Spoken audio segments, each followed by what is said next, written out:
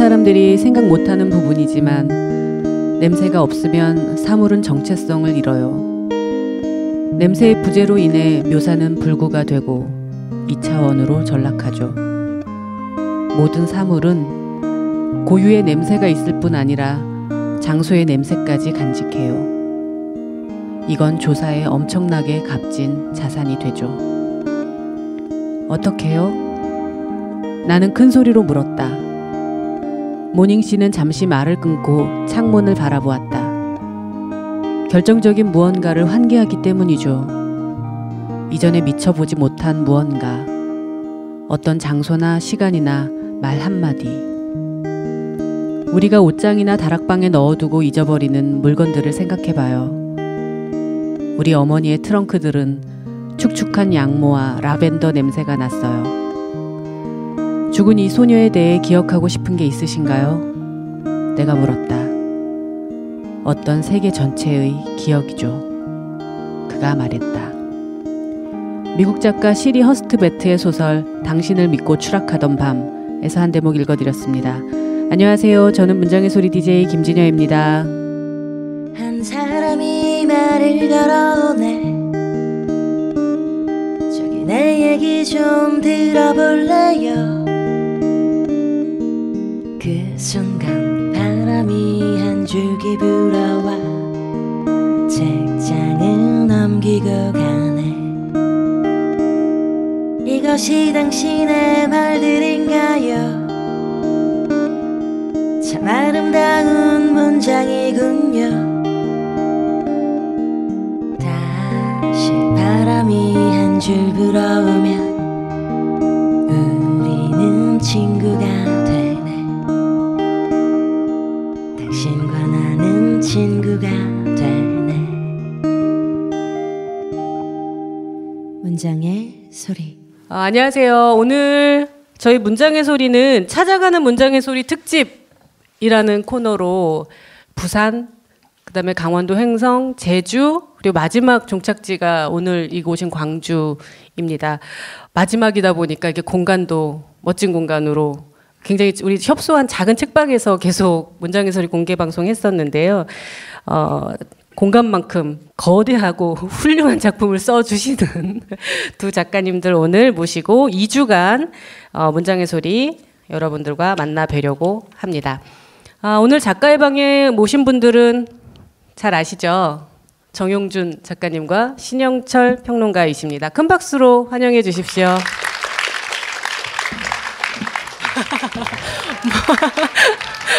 와, 뭔가 신영철 평론가님은 이런 상황에 굉장히 많이 노출되신 분 같고 우리 정용준 작가님은 조금 더 경험하셔야 될 것 같은.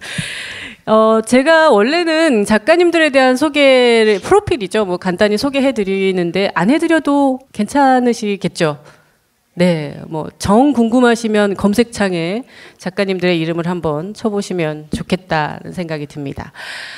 문장의 소리 청취자분들하고 여기 오신 관객분들께 두 분 다 아시는 분들이라고는 했지만 인사 말씀 좀 해주십시오. 네, 안녕하세요. 반갑습니다. 정용준입니다.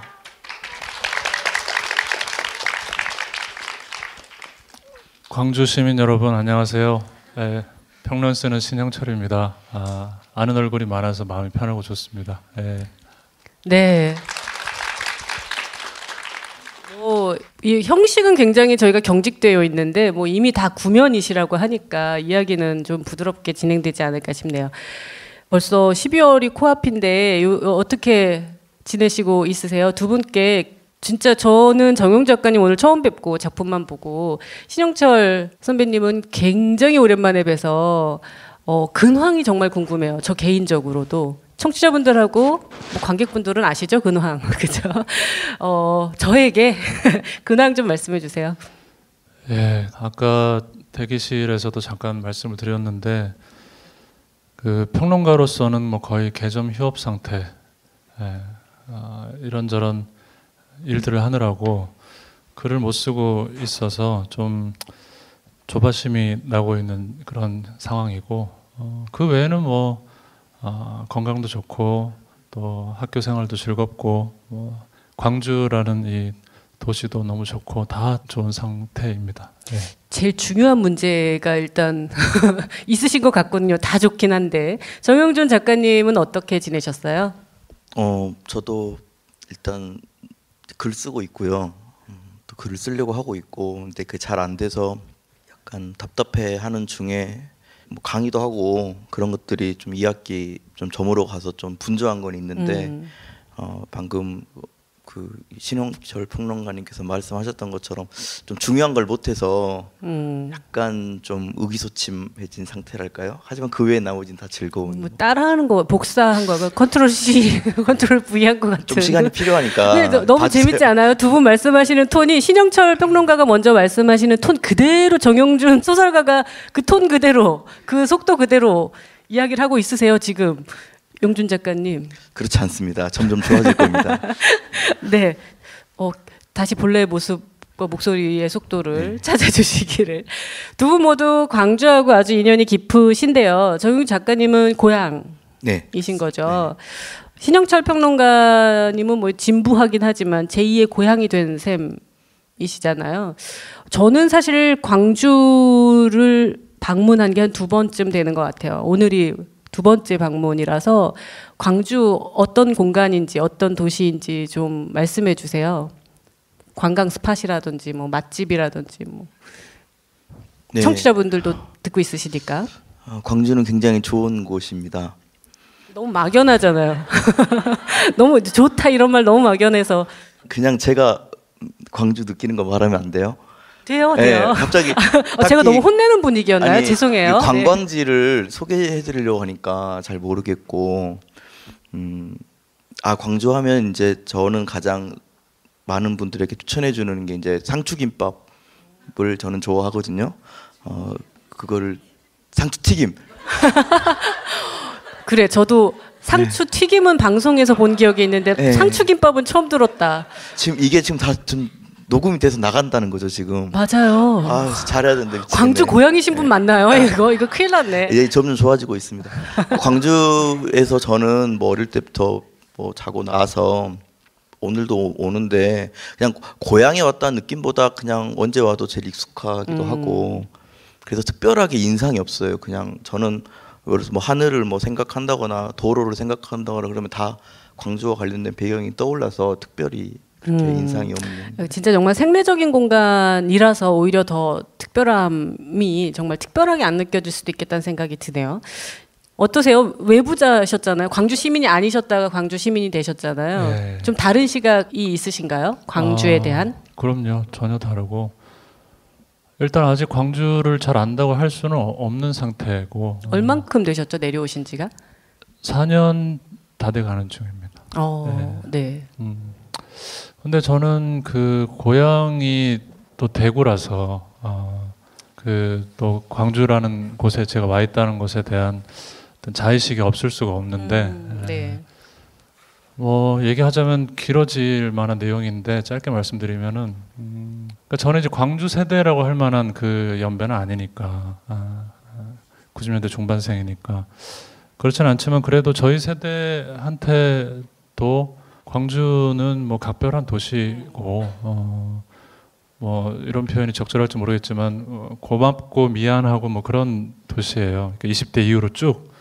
그래서 고맙고 미안한 도시에 와서 제가 밥을 벌어먹고 있으니까 또 고맙고 미안한 마음이 또 더 있고 그런데 아까 진부하다고 하셨지만 제2의 고향이라는 표현이 맞고 저한테는 심리적으로는 광주가 지금 뭐 고향만큼 고향 이상으로 더 편하고 그 에피소드가 하나 있는데 그 광주에 오고 나서 얼마 안 됐을 때 송정역에서 황지우 시인을 만났어요.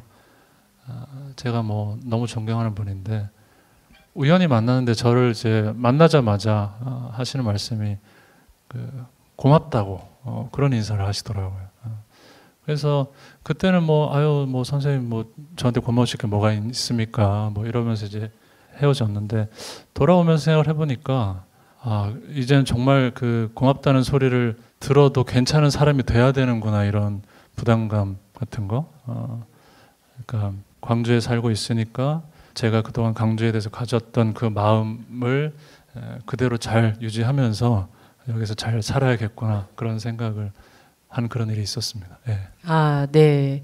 대구가 고향이시고 광주에서 쭉 생활하시는 거니까 정말 우리가 정치적 이슈에서만 말로 들었던 지역 감정 이런 것 무너뜨리는데 선봉에 일단 써주시고 있으신 것 같아서 반갑고요. 그 다음에 말씀 중에 참 공감이 가네요. 마음의 부채 같은 것들이 우리의 잠재의식 속에 있는데 신영철 평론가께서도 그런 마음, 순한 마음으로 광주 시민이 되셨으니까 아마 광주 알림이가 되시지 않을까 싶습니다. 이야기의 처음을 어떻게 여는 게 좋을까, 뭐 근황 다음에 질문을 뭘 하는 게 좋을까 저도 사실 고민 많이 했는데요. 우리 작가님하고 제일 좋은 얘기는 결국 두 분이 어떤 방식으로 해서 문학을 만나게 됐는지를 듣는 얘기가 뭐 어떤 이 이야기의 처음이어야 하지 않을까 하는 생각이 좀 들어서 여쭤보려고 해요. 일단 정용준 소설가께서는 러시아어 전공 원래 하셨잖아요. 네. 지금 이렇게 소설가로 앉아 계시고 이 어떤 과정에 대해서 좀 말씀해 주시죠. 소설가로 탄생이라고 얘기해야 되나요? 변모라고 얘기해야 될까요? 일단 먼저 독서 경험이 근데요 다 아는 분이라면서요. 제가 좀 전에 좀 분위기를 좀 바꿔놨죠. 자꾸 이렇게 용준 작가님이 뛰어넣으면 형철 선배님께서 가라앉히고 그 영향을 받아서 용준 작가가 가라앉고. 아니 가라앉지 않습니다.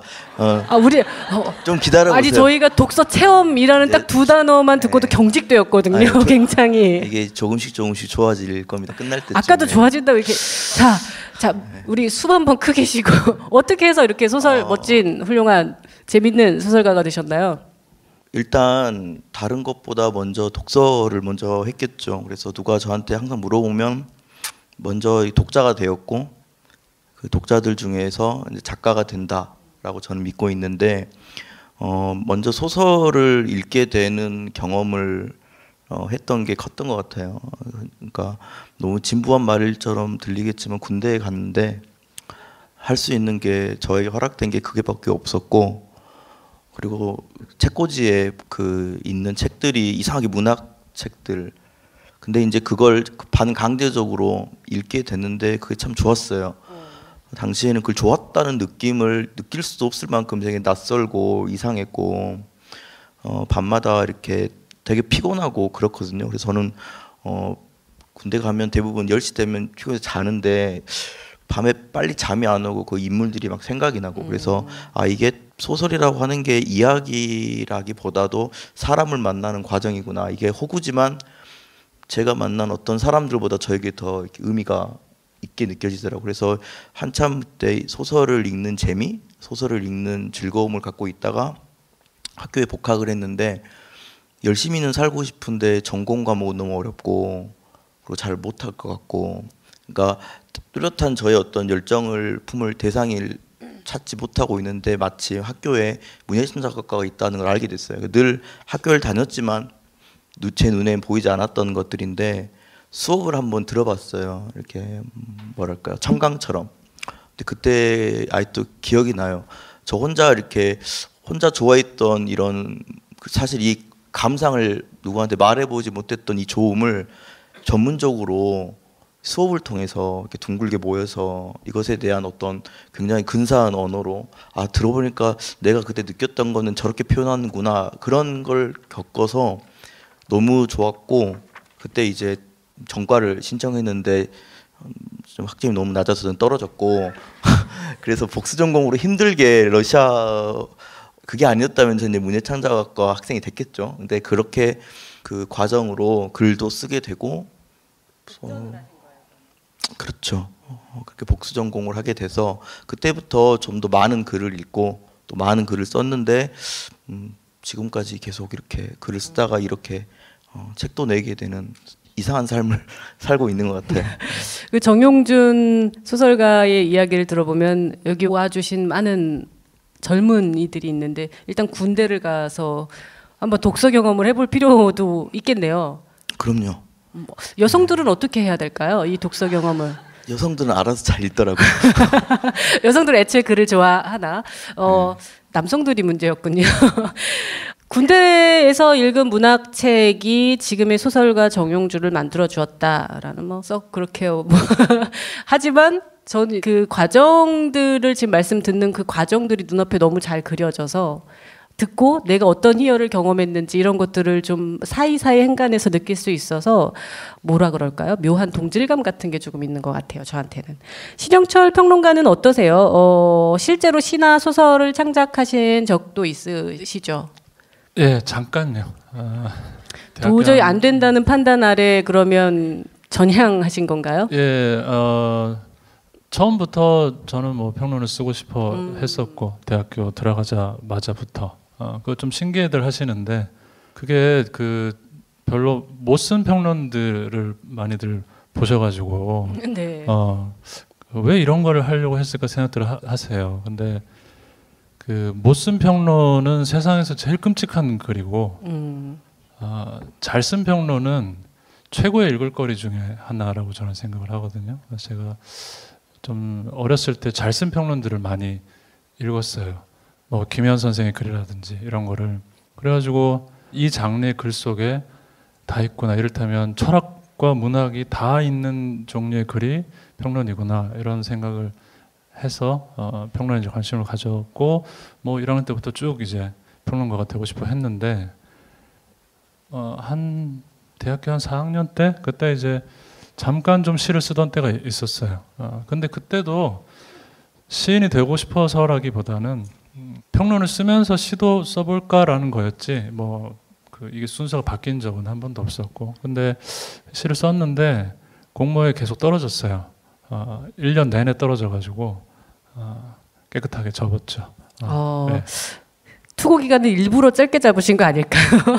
예, 1년, 그러시군요. 근데 사실 여기 와주신 관객분들이 학생분들이 많으시니까 평론 활동을 하시잖아요. 그죠? 보고서든 뭐 리포트든 여러 방식으로든. 근데 평론이라는 작업이 사실 작품에 대한 거리두기가 되게 어렵지 않나요? 너무 작품을 좋아해도 평론이 잘 안 될 수가 있고 어떤 작품이 너무 좋지 않은데 글을 써야 할 때도 잘 안 될 수 있지 않나요? 그러니까 한 작품에 대한 평론을 할 때 어떤 태도나 자세 같은 것, 작품을 대하는 네. 어떻게 하세요? 너무 사랑을 해주시나요? 아니면 처박아 두시는지 뭐 이런 어떤 작품에 대한 태도나 자세가 좀 궁금하네요. 저는 뭐 작품을 너무 사랑한다고 욕먹는 사람 중에 사람이기 때문에 그렇긴 하죠. 네. 뭐 이렇게 너무 거리가 멀어도 안 되고 가까워도 안 된다라기보다는 저는 가까워져야 글이 나오는 것 같고 너무 가까워져서 나빠질 거는 뭐 그렇게 저는 많지 않다고 생각해요. 가령 그 마감 막 지금 코앞이시라고 하긴 했는데 정말 내가 좋아하지 않은 작품에 대한 평이 의뢰가 들어오면 청탁이 들어오면 그럴 땐 어떻게 고사를 하시나요? 사용을 할 때도 있고 뭐 그냥 쓰기로 하는 때도 있는데 근데 이제 지금은 거의 작품을 제가 선택을 하는 글들을 많이 쓰니까 그런 일들이 뭐 잦지는 않은데 좀 애매할 때가 있죠. 근데 그럴 때는 평론을 못 쓰느냐 하면 저는 그렇지는 않아요. 왜냐하면 뭐 기회 있을 때마다 자주 한 얘기지만 저는 그냥 편의상 평론이라고 부르는 것이지 제가 쓰는 글은 넓은 의미의 에세이에 가깝다고 저는 생각하고 그래서 제가 하고 싶은 말이 있고 그 말을 좀 이렇게 아름다운 글로 완성시켜 내고 싶다는 욕심으로 시작을 하기 때문에 그 과정에서 작품이 저한테 어떤 영감을 주는 부분이 있으면 그걸 받아가면서 제 글을 쓰는 것이라서 작품이 뭐 별 5개짜리여야 좋은 글이 나오고 그럴 가능성은 더 높죠. 근데 뭐 좀 애매한 입장으로 느껴지는 글도 그 작품을 통해서 쓰여진 글이 꼭 나쁘라는 법은 없다고 생각해요. 네. 이미 수업 시간에 들었던 얘기를 또 한 번 들으신 것은 아닌가 답변을 듣는 와중에 살짝 혼자 고민을 해보았는데 미문으로 워낙 유명한 신영철 평론가시니까요. 과작이신 편인 거죠? 아니요, 많이 썼죠. 예전에 많이 쓰셨죠. 지금은 뭐 많이 쓰고 싶어도 못 쓰는 상황이 됐는데. 아 그렇습니까? 네. 알겠습니다. 아니 평론집 나오고 한참 좀 된 것 같은데 아직도 다른 10년 다 돼가는 중입니다 지금. 네, 알겠습니다. 정용준 소설가께 좀 질문을 던져볼게요. 작가님 작품을 읽다 보니까 언어, 말, 뭐 이런 단어가 좀 눈에 띄고 그 인물들도 역시 그런데 좀 초점이 맞춰지는 점이 있는 것 같은데 특별히 그렇게 물론 모든 작가들은 말이나 언어에 되게 민감하고 예민하긴 하지만 그렇게 뭐 특별하게 집중하게 된 뭐 까닭 같은 게 있을까요? 일단 말하는 게 너무 어렵고요. 어려울 뿐만 아니라 말이라고 하는 게 그러니까 사실 저는 이제 소설가가 어떤 무엇을 위해서 쓰느냐라고 할 때 그 질문이 좀 어려워요. 왜 쓰냐고 얘기하면 할 수 있는데 네. 내가 왜 쓰게 됐을까를 생각하면 그냥 내가 느낀 어떤 감각을 어떤 독자들이 혹은 내 글을 읽었던 사람들이 때로는 그게 내 경험을 이야기적으로 만들 수도 있을 거고 아니면 그 경험과 비슷한 은유로서 또 이야기를 했을 때 내가 느끼는 감각을 썼을 때 그들이 느끼길 원하는 마음이 있는 것 같아요. 그때 저에게 가장 많이 제 삶의 거의 전부를 이뤘던 것들은 이 언어에 대한 고민이었어요. 그러니까 실질적으로 많이 말을 더듬었고 지금도 좀 더듬고 아까 많이 답답해 하셨는데 저 답답해하진 않았거든요. 그러니까 어떤 거냐면 제가 말을 실제로 더듬기도 하고 말을 잘 못하면서 느꼈던 건 사람들은 이렇게 말이 나오면 그 사람을 그 말로써 사유하는 존재로 보는 거나 바꿔 말하면 말을 하지 못한 존재는 사유도 없는 존재처럼 느낀다는 걸 어릴 때 유년기를 통해서 많이 느꼈어요. 많이 느끼고 그러면서 저 역시 말을 입에 머금고 있는 말들이 많았고 머금고 있는 말들이 많았으면 다른 사람도 그러겠다. 그러니까 즉 나에게 있는 걸 표현하고 싶은 욕구가 있으면 그걸 쓰는 건데 다른 사람도 그런 것이 눈에 보이기 시작하면 이제 이야기를 쓰기 시작한다고 저는 생각하거든요. 그러니까 특별한 어떤 목적을 위해서 쓴다기보다도 제가 제일 잘 아는 감정이었고 네. 잘 아는 부분이었고 그리고 그것을 쓰다 보니까 또 그 인물의 내면이라든지 마음을 설명하다 보니까 자꾸 이 언어에 대해서 제 문제기도 하고 제가 쓰는 인물의 문제이기도 해서 결국 어떤 의미로 그 사람에게 말이라고 하는 걸 주고 싶었는데 흔히 우리가 얘기하는 이런 구어적인 말이라기보다 조금 더 사유에 가까운 말. 그래서 저는 소설이 좋은 이유가 소설은 인물 속으로 들어갈 수가 있잖아요. 그래서 그것에 대해서 잘만 쓸 수 있다면 충분히 심리든지 굉장히 다양한 언어를 통해서 때로는 시적인 도움을 통해서는 그를 이해시킬 수 있는데 그 작업이 저는 너무 좋았고 동시에 그런 글들을 읽으면 뭐랄까 친구를 만나는 것 같은 예를 들어서 뭐 파스칼 키냐르의 어떤 글 같은 거 보면 굉장히 놀라울 때가 있었어요. 그런 식으로 뭔가 이렇게 저도 동질감 느끼고 동시에 제가 어떤 글을 썼는데 참 이상하게 그런 걸 또 보면 또 동의해 주시는 분들 보면서 그러니까 일부러 글 쓰려고 한 건 아닌데 네, 그게 네. 제 글이기 때문에 제가 느끼는 감각이 많이 그렇게 들어갔던 거겠죠. 말씀해 주시니까 그 황순원 문학상까지 받으신 설릉산책이라는 소설 읽고 저는 지금 말씀하신 내용이 어떤 내용인지 제 충분히 공감하는데 소설의 마지막을 읽으면서 이해라는 것이 과연 가능한가? 타인과 나의 관계에 있어서 그런 질문을 소설 마지막에서 결국은 또 새롭게 던지는 것 같아서 저한테는 아주 인상적인 결말이었다는 생각도 드는데 말씀하시는 것에 대한 어려움에 대해서 조금 전에 글로 읽어주시는 게 더 편하시죠? 그렇죠. 그래서 한 대목 부탁드리려고요. 지금 제 읽으라고요? 네. 네. 자꾸 말을 자꾸 시키면 좀 부담스러워하시는 것 같아서 잘 예. 정리된 정용준 소설가의 소설의 한 대목을 좀 청해 들으려고요. 말씀하신 설릉산책은 아직 소설집이 안 나와서 제가 못 읽고 보이는 우리는 혈육이 아니라는 소설집에 있는 안부라는 소설의 네. 마지막 문단을 읽겠습니다. 네, 들어볼게요. 나는 잎이 하나도 없는 고목 꼭대기에 앉아있다. 손과 발에 커다란 못이 박혀있다. 누가 내게 이런 짓을 한 걸까? 기억이 나지 않는다. 나는 왜 그곳에 앉아있는 걸까? 언제부터 있었던 걸까? 나는 모른다. 지나가는 사람들이 한 번씩 날 쳐다본다. 해가 지고 별이 뜨고 달이 지고 다시 해가 뜨길 반복했다. 어깨 위로 비가 내리고 눈이 쌓이고 바람이 불었다. 폭풍이 왔고 어떤 날엔 태풍이 지나갔다. 봄이 오고 여름이 가고 어느새 가을이 지나가고 겨울은 너무도 길었다. 시간은 모든 것을 변하게 하는구나. 황량하기만 했던 언덕에 풀이 자라고 귀엽고 예쁜 동물들이 찾아오고 잔디밭에 사람들이 동그랗게 모여 노는 모습은 즐거워 보인다. 작은 나무들이 자라 어느새 울창한 숲이 되었다. 내가 앉아있는 죽은 나무에도 푸른 이끼가 끼어 마치 살아있는 나무처럼 보인다.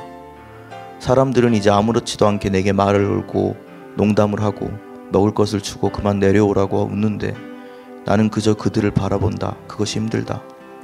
주변을 둘러싼 생생한 생명력과 왕성함을 도저히 견딜 수 없다. 어떻게 세상은 이토록 아름다울까?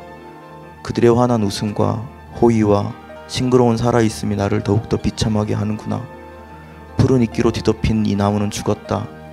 나도 여기에서 내려가고 싶다. 나도 저들처럼 그렇게 잘 살고 싶다. 하지만 내 손목과 발등엔 오래전부터 큰 못이 박혀 있다. 내려갈 수 있는 유일한 방법은 내 손과 발에 못을 박아 넣은 이자가 이 못을 빼주는 수밖에 없다. 아니면 기다려야 한다. 이 나무가 썩어 쓰러지거나 아니면 내가 죽거나 내게 더는 안부를 묻지 말기를. 나는 아직 괜찮다. 네, 잘 들었습니다. 훨씬 편안하신 것 같아요. 읽으시는 게. 조금은 더 괜찮아진 거 맞죠? 아주 오래전부터 괜찮았어요. 다행이네요. 네. 특별히 이 대목을 와주신 관객분들과 청취자분들께 골라서 읽어주신 이유를 좀 여쭤볼게요. 이 소설집을 그렇게 쓴 건 아니지만 아까 이야기했던 것처럼 제 문제를 쓰게 되는데 제 문제는 아니지만 저에게 너무 소중한 어떤 사람에 관한 어떤 일이 저에게 미치는 어떤 어려움들, 괴로움들, 그것들을 소설을 쓰는 과정에서 하나씩 써가다 보니까 이게 다 모여 있는 거여서 저에게는 이게 다 하나의 모티프로 약 한 3년 정도 쓴 소설들이 모여 있는데 이 중에서 저에게 그런 인상을 줬던 그 친구의 어머니에 대해서 쓴 소설이에요. 그러니까 그 어머니를 생각하면서 그 어머니의 갖고 있는 그 의문점, 그 어머니 갖고 있는 억울함들, 그리고 당시에 우리 사회에서도 뭐 세월호랄지 그런 여러 가지 어떤 억울함이라고 하는 부분에 대해서 저에게도 같이 어떤 얘기를 하고 싶은데 뭔가 그를 가장 저처럼 상실한 가장 마음을 이해할 수 있는 사람이 저보다 훨씬 크겠죠. 그 어머니에게 이해를 하고 싶은 마음. 그래서 쓴 다음에 제가 그 어머님한테 이 소설을 그때 발표하고 나서 되었었어요. 그때 이제 너무 고맙다고 그러더라고요. 그런 마음으로 썼고 그리고 실제로 읽어보려고 하니까 읽을 수 있는 게 별로 없어요. 너무 막 험난한 단어들이 많아서 그래서 가장 좀 부드러운 느낌으로 고른 겁니다. 네. 문장의 소리를 너무 부드럽게 봐주시는 것 같은데 허박한 험난한 뭐 이런 이야기 저희 좋아합니다. 그렇죠, 여러분. 이 소설집 우리는 혈육이 아니냐에 수록된 작품들이 아마 좀 이전의 작품과 결이 달라진 지점도 지금 말씀해 주신 데서 네. 이유를 찾을 수 있겠네요. 네, 그렇습니다. 좀 더 설명해야 됩니까? 아니요, 괜찮습니다. 아마 관객분들께서도 정용준 작가님에 대한 뭐 이런 지금 말씀을 들으면서 궁금한 점이 있으시리라고 생각이 드는데 그 질문은 조금 아껴두셨다가 다음 주에 질문할 수 있는 시간 만나보려고 합니다. 시간이 정말 빨리 가는데요. 신영철 평론가님에 대한 이야기는 다 묻지도 못했는데 다음 주에 다시 뵈야 할 것 같습니다. 괜찮으시죠? 네, 저는 정용준 작가를 너무 좋아하고 존경하기 때문에 계속 정용준 작가 얘기만 들어도 저는 좋습니다. 네. 감사합니다. 자, 못다한 이야기, 두 분의 못다한 이야기는 다음 주에 이어서 말씀 나누도록 할게요. 오늘 작가의 방은 여기서 마무리할게요. 다음 주에 만나요.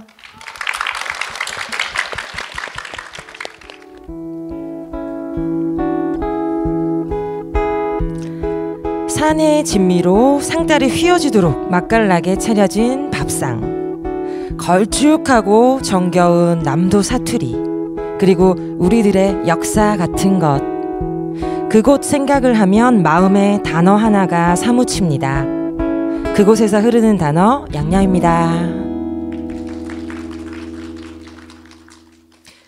네, 안녕하세요. 저는 양양입니다. 와, 이 각도가 너무 높아가지고 고개를 잔뜩 들어야 되네요. 저희 문장의 소리, 찾아가는 문장의 소리라고 해서 부산, 횡성, 제주도, 그리고 오늘 마지막으로 이렇게 광주에 찾아와서 만나게 되었네요. 어떻게 문학을 사랑하시는 분들이 이렇게 많을 줄이야. 너무 이렇게 마지막 함께 해주셔서 감사합니다. 작가님들과 함께 좋은 시간을 보내셨나요? 네. 저와 함께, 그리고 또 뒤에 음악과 함께도 좋은 시간 마지막까지 함께 보내주시면 감사하겠습니다. 저는 고향이 부산인데요. 광주, 그래서 전라도 쪽 이야기를 하면 무언가 또 다른 정서, 저는 그 정서가 참 새롭기도 하고 낯설지만 좋아가지고 좀 오래도록 그걸 느껴보려고 오늘 서울에서 무궁화호를 타고 왔어요. 무궁화호를 타고 왔는데도 4시간 10분 밖에 느낄 수 없어가지고 뭐 더 느리게 가는 기차는 이제 세상에 없는 것인가 하고 있었습니다. 이 광주까지 그 4시간 10분 동안 오는 동안 뭐 수원, 평택 지나서 계룡, 뭐 서대전, 뭐 김제, 정읍 지나서 광주 송정이라는 곳에 왔고, 그 기차는 또다시 나주, 다시 함평, 일로, 목포까지 가는 기차였거든요. 이렇게 그 새로운 낯선 지명을 제가 오늘 많이 만나면서 오늘은 이 지명이라는 것에 대해서 함께 좀 이야기를 짧지만 해봐야 되겠다라고 생각했어요. 그 사람 이름을 부르면 누구야, 양양아 하고 부르면 그 사람의 뭐 이미지나 그 사람의 이야기 같은 것이 떠오르듯이 그 지역의 이름을 어디 하고 부르면 떠올라야 되잖아요. 광주에 다 광주 분들이세요? 여러 지역, 일단 전라도에서 오셨겠죠? 광주 하면 뭐가 떠오르세요? 꽃게? 게장? 간장게장? 항상 뭐 나주 하면 배, 그다음 뭐 전주 하면 비빔밥, 또 무안 하면 낙지, 이런 것들이 이렇게 제일 먼저 떠오르는 게 좀 슬프더라고요. 이 이름들에서 무언가 다른 이야기가 아닌 먹는 것만 잔뜩 떠오르는 게 좀 섭섭하기도 해가지고, 저는 오늘은 좀 이런 지명에 대해서는 그런 먹는 것들, 그 지역의 특산물, 꼭 뭐 횡성하면 바로 지금 떠오르시는 게 뭐예요? 그러면 안 된다니까요. 우리가 조금은 그러지 말고 조금 더 다양한 이야기, 조금 더 향기 있는 이야기들을 지명 속에서 느끼면 좋겠다 해서요. 좀 다르게 이야기를 해볼까 합니다. 저희 문장의 소리 이 팟캐스트가 한국문화예술위원회에서 주관을 하고 있어요. 한국문화예술위원회가 서울에 있다가 나주로 자리를 옮겼는데, 나주는 이 광주 송정 다음 기차역이 나주거든요. 그래서 이 나주로 옮겨서 지금 일들을 하고 계신 우리의, 오늘 또 많이 오셨거든요. 봉사를 해주시러. 이분들의 이야기를 잠깐 들어봤어요. 미리. 나주 하면 뭐 어떤 이야기가 있으세요? 라고 물어봤더니 몇 분 적어주셨는데 제가 한번 읽어볼게요.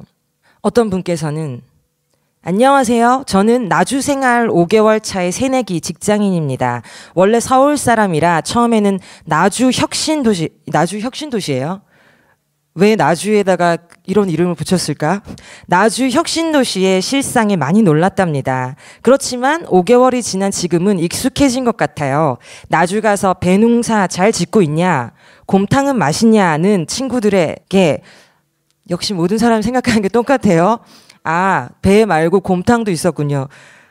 친구들에게 스벅도 있고 프랜차이즈 카페는 다 있는 나주를 무시하지 마라 라고 하고 있어요. 좀 슬프다, 그쵸? 가족들과 떨어져 사는 것도 좋은 점 중에 하나이고, 하지만 친구도 없고 가족도 없는 타지에 사는 건 외로운 것 같아서 최근 반려식물들을 구입했습니다. 장장 3시간 동안 흙과의 사투 끝에 허브 6종과 공기정화 식물 3종이 있는 베란다 정원을 꾸몄답니다. 제 정원이 잘 자랄 수 있도록 함께 기원해 주세요 라고 하셨는데, 기원한다고 해서 식물들이 자라는 건 아니고, 식물들은 바람과 태양과 물과 사랑 있어야 잘 자랄 수 있으니까요. 이분은 아직 나주 생활이 5개월이시기 때문에 아직은 나주는 곰탕 배 말고도 이런 카페도 있는 곳이야 라는 정도 나주에 대한 생각이시네요. 또 어떤 분은 선생님 안녕하세요. 저는 오늘 문장의 소리를 주관하는 예술위원회에 근무하는 사람입니다. 저희 회사는 나주에 이전을 했는데요. 저도 원래 나주에 살았던 경험이 있어서 애사심이 용암처럼 끓어오르고 있습니다. 지금 이곳 아문당도 여기가 아시아 문화전당을 또 이렇게 아시는 분은 아문당이라고 줄여서 하시는군요. 아문당도 어린 시절 전남도청이나 광주 시내를 놀러 갈 때 참 많이도 왔던 곳인데 시간이 흐르고 새롭게 변화된 모습에 애향심이 폭포수처럼 흘러내립니다. 이분은 주로 나주에서 굉장히 정열이 많으신 것 같아요. 애사심은 용암처럼 애향심은 폭포수처럼 이렇게 흘러내리고 계시네요. 전 이곳에 오면 그녀가 생각납니다. 철없던 어린 시절, 풋풋한 첫사랑의 기억, 결국에는 사랑으로 귀결되는 비오던 날 밤 한 소녀와의 첫 키스. 그 소녀의 새까맣던 눈동자, 붉은 입술, 가지런한 치아, 수줍은 미소. 오랜만에 카톡을 보내야겠습니다. 뭐해? 이렇게 처음에 이 나주에 대한 이야기가 애사심과 애향심으로 치솟다가 결국에는 한 소녀와의 사랑으로 귀결되고 말았네요. 그렇지만 이분께 나주는 사랑이 넘치는 곳이라고 할 수 있을 것 같아요. 각자가 나주에 대한, 저는 나주에 가본 적이 없어서 아직 나주에 대한 이야기, 혼자만의 이야기가 없는데 나주라는 제목을 시의 제목으로 써두신 시인이 계세요. 이 시인에게 과연 나주는 어떤 것이었을까? 어떤 이름으로 다가왔을까? 제가 시를 한 편 읽어드리려고 합니다.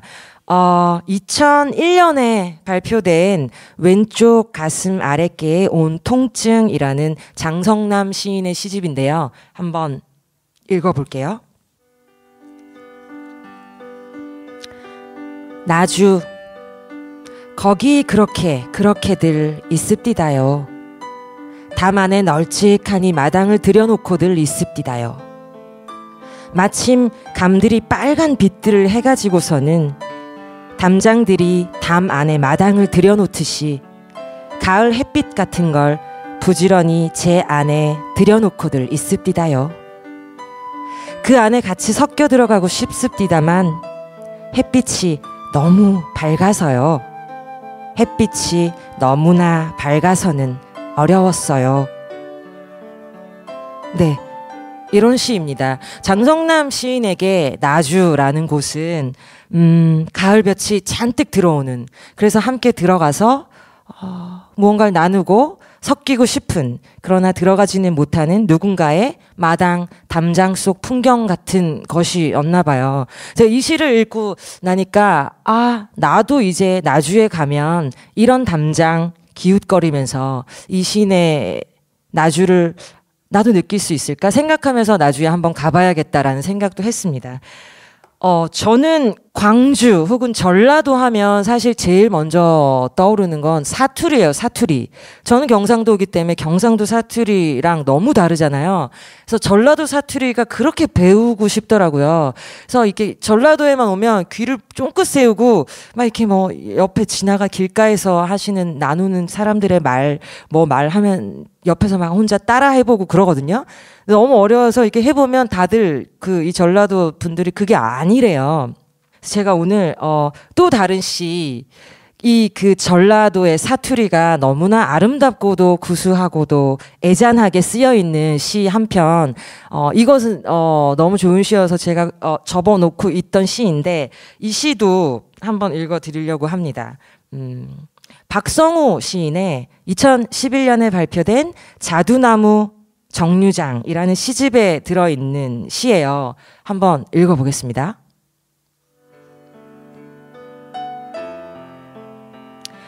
어떤 통화, 박성우.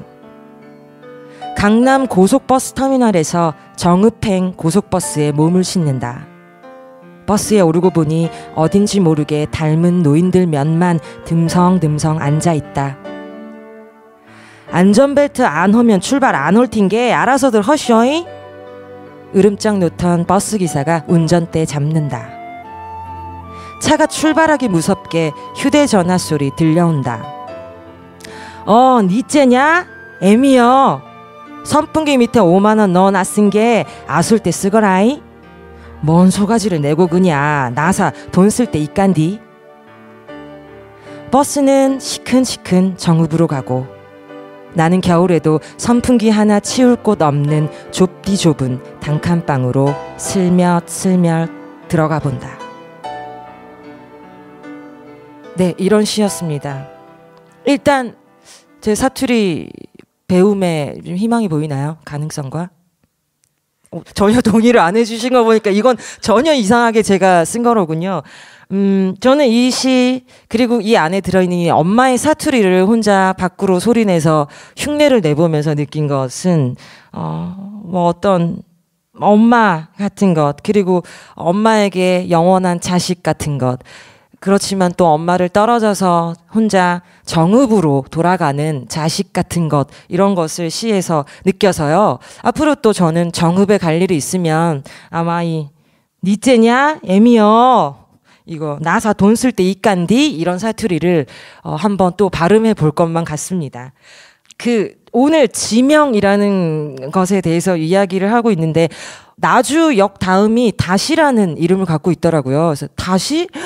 이런 멋있는 이름은 어떤 뜻을 갖고 있을까 해서 막 인터넷을 검색해 보았더니 역시나 다시에 대한 정확한 정보는 나오지 않고 뭐 이런 거 전남 무안 꼭 다시 가리라 이런 거.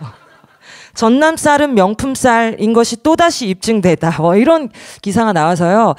다시라는 것도 내가 지금 이렇게 어떤 검색창에선 찾지 못하지만 내가 가서 다시라는 곳의 느낌을 만들고야 말리라 하는 생각도 해보았습니다. 제가 노래를 한 곡 들려드릴게요. 여행자라는 제 노래인데요. 여행을 다니시면서 아마 뭐 익숙한 지명이든 낯선 지명이든 꼭 어떤 그곳의 이름을 만나게 되잖아요. 각자 모두 한 번씩 그 지명의 이름들을 생각해 보시면서 들어보시면 좋을 것 같아요.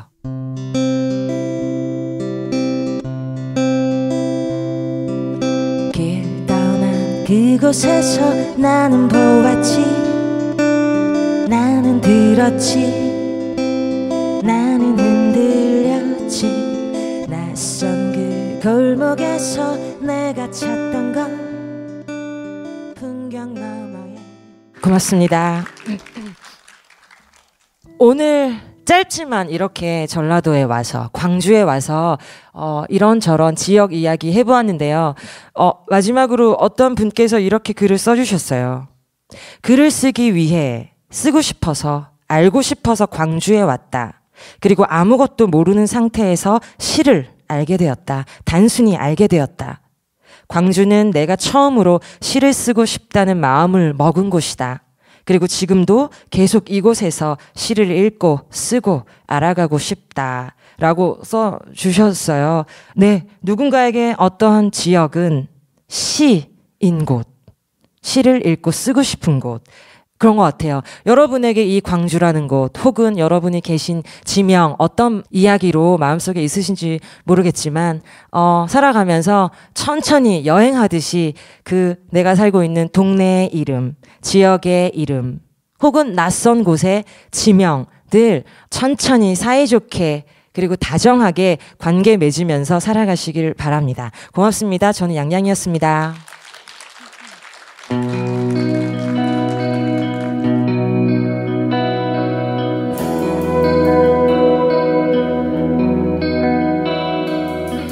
오늘도 애정어리게 들어주신 청취자 여러분 감사드립니다.